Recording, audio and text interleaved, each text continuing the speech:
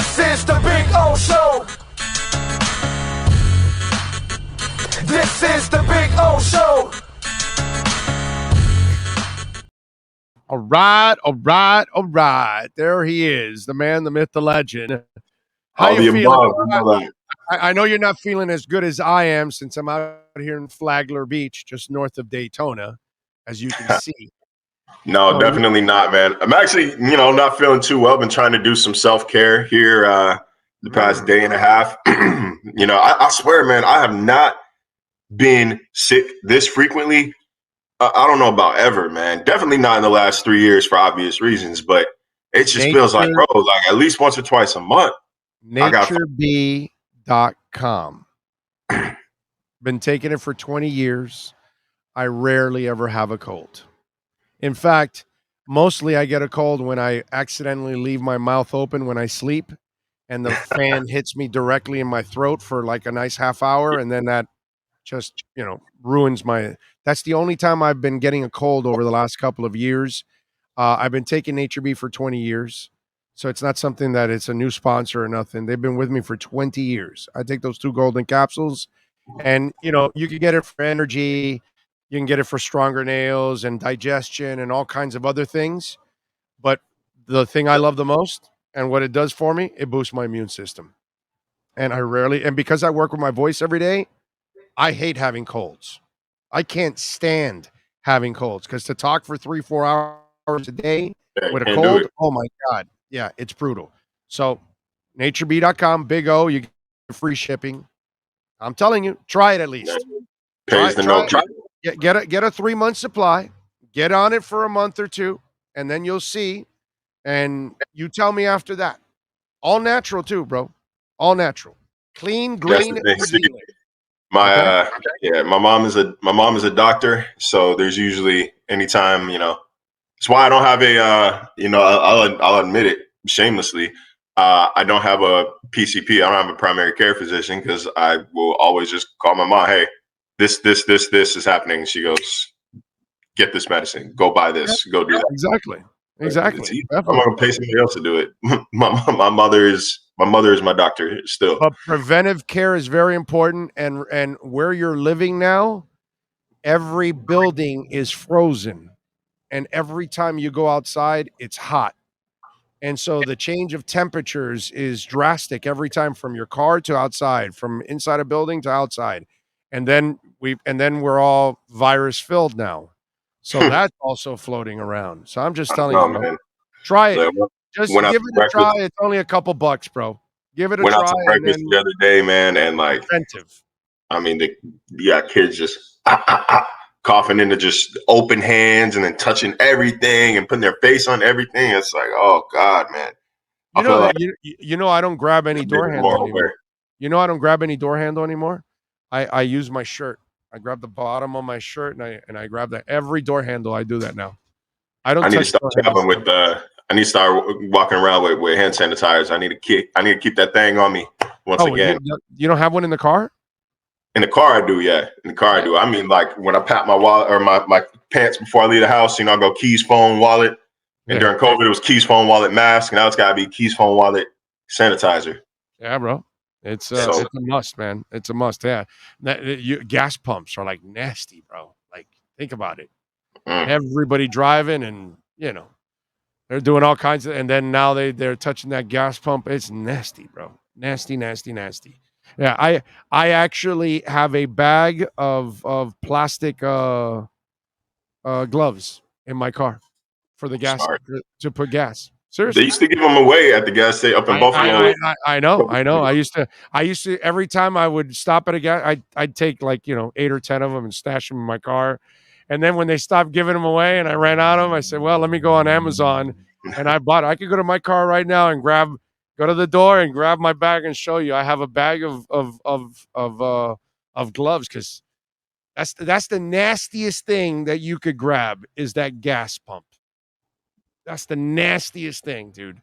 That thing's grabbed by 150 people every day. And God knows what they're doing in that car with their hands.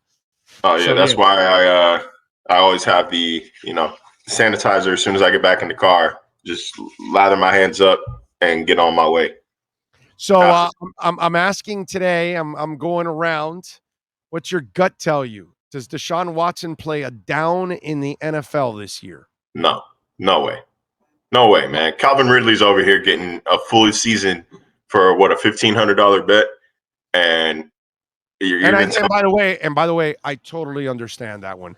They warn you about that. They tell you about that over and over again. Your agents, dumb rule, but it's a rule. It's a rule.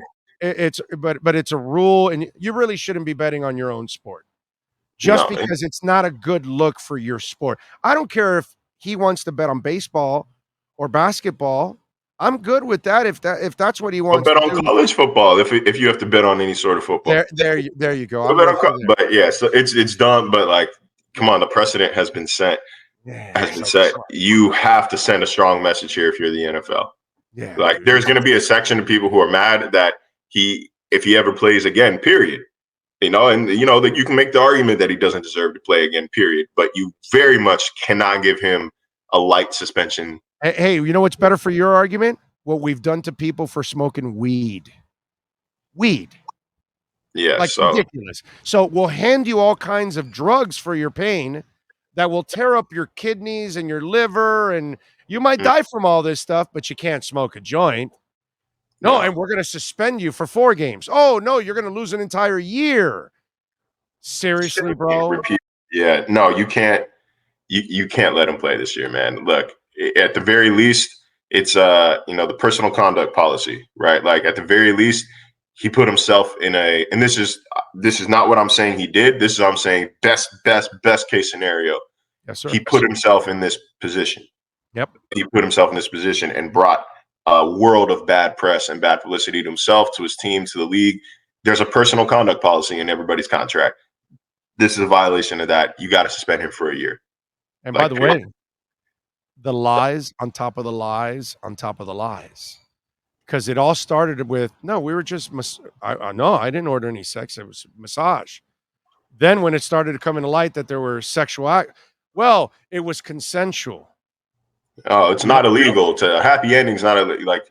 Yeah, and then the happy endings thing, and then the other thing comes out. You know what I mean? It's like it's ridiculous. And as I've told everybody, and I'll tell you, no massage is about happy endings. None.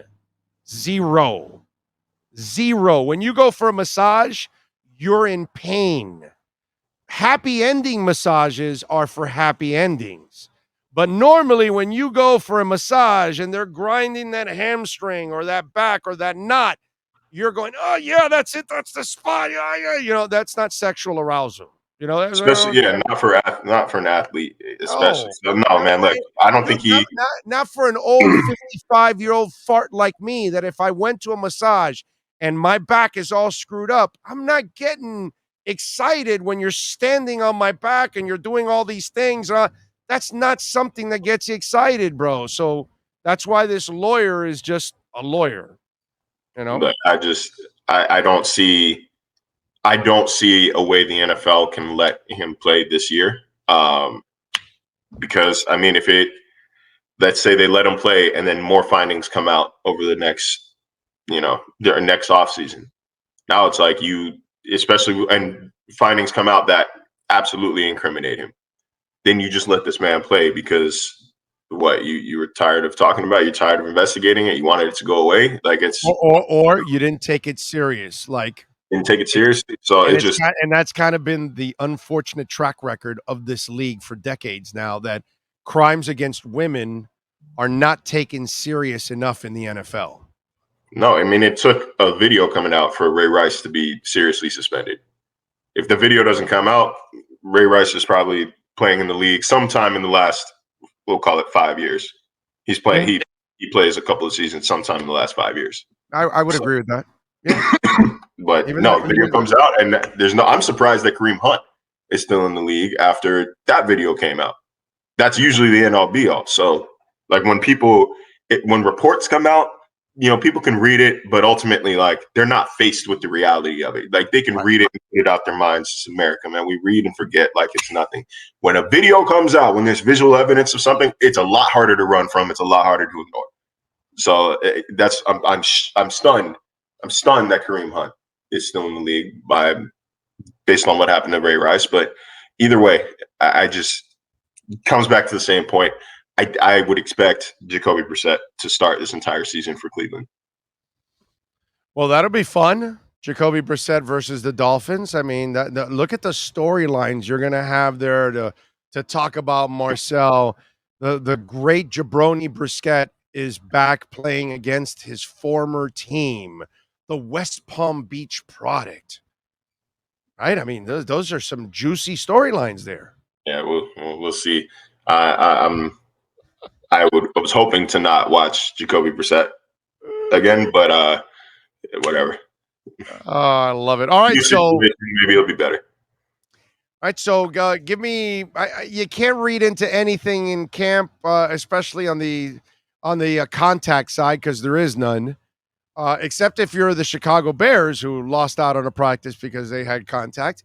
Tell me something that stood out to you, something that you liked from your last practice there. Oh man, this interior defensive line is going to be nasty. I think Christian Wilkins. I spoke about it a little bit last time I was on the show. I think Christian Wilkins is still on that upward trajectory. I would expect a good season from him if he can carry this momentum into training camp once the pads come on. But not just him. I think Raekwon Davis, Jalen Phillips. These are all guys who are penetrating and getting in the backfield at will, especially Wilkins and Phillips. Would expect major things out of both of them. Also, everything that obviously there's the Tua angle, and I think it's pretty important to remember that neither Byron Jones nor Xavier Howard practiced this offseason. So anything that he's doing against corners who are not Xavier Howard and Byron Jones. I don't think I can give specifics as who's playing on which team, but you have to be able to take things with a grain of salt, particularly the downfield passing. Like, it's good to see the arm strength there. It's good to see the arm strength there, the willingness, all of that, absolutely. But it's a little different doing that with Jones or Howard in defense versus Marcel doesn't want to tell you that Noah Monogamy is starting because he can't. Nobody's really, and I could say this: nobody's starting per se. Like they're they're at a stage right now where like everybody is kind of mixing in with everybody. But I mean, like, let's do simple. It's deductive reasoning, right? If Xavier and Byron are not practicing, what other corners are on the roster? And just y'all can figure it out from there, I'm sure. But it was just, and from an offensive perspective, it was unspectacular. And I don't mean that disrespectfully. I mean that it was not spectacular. They didn't stand out. There weren't a ton of splash plays. The run game looked a little improved, but there's no pads on. Tua's willingness to throw the ball downfield has always really been there. I don't want to, praise him for doing something that he's technically always done at practice. But it wasn't like, this genius comes in, he waved the magic wand, and now all of a sudden they're the Kansas City Chiefs. Like, there's some growing pains right now. They've got a lot of work to do. Dude, before this offense really comes. Growing pains in September and October, bro. They're not. Yeah, and that's they're not going to be a well-oiled machine September. What is it, 11 or 9 or whatever the hell they open up? When do they open up? Let me see. Whatever it is. Schedule right now. Whatever it is, that first week, they're not going to be a well-oiled machine. And if they are, then Mike McDaniel is one of the greatest coaches I've ever seen in my life.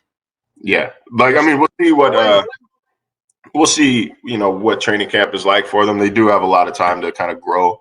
You don't hit enough in today's world in the off season to really be prepared. That's why you have to, every team going, unless you're one of these teams that's been together 3, 4, 5 years, then that's different. You might be a little better gelled early on in the season because there's a lot of continuity. But the lack of a time that there is for preparation, dude, when I was a beat guy, there was pads on in mini camps. There were contacts at times in mini camp. I saw them, 20 years ago, I saw them do inside drills. That shit don't go on. That barely goes on in training camp. There's no point in hitting really in May. I think science backs that. But I think it's important to remember.